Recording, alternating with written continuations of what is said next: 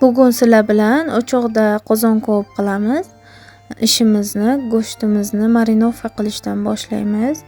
Ziravorlar, tuz, chesnok solib, yaxshilab aralashtirib, chetga 2 soatga olib qo'yamiz go'shtimizni. Undan keyin kartoshkalarimizni yaxshilab yuvib olamiz. Orada o'chog'imizni ham yoqamiz. Qozonga yog' solamiz. O'choq shunaqa chiroyli yonyapti. Kartoshkamizni qizartirib olamiz. Qizigan kartoshkalarimizni ko'tarib olib, ustidan go'shtimizni solamiz. Go'sht ham yaxshilab qizargandan keyin boyagi kartoshkamizni qaytarib solib, ustidan ziravorlar, suv solamiz. Ozgina tuz solamiz, chunki go'shtimizni tuzi bor edi.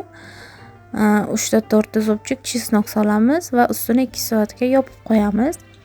Shunaqa chiroyli bo'lib pishib chiqdi. Idishimizga chiroyli qilib suzib olamiz. Yoqqan bo'lsa like bosing, podpiska bo'lishni unutmang.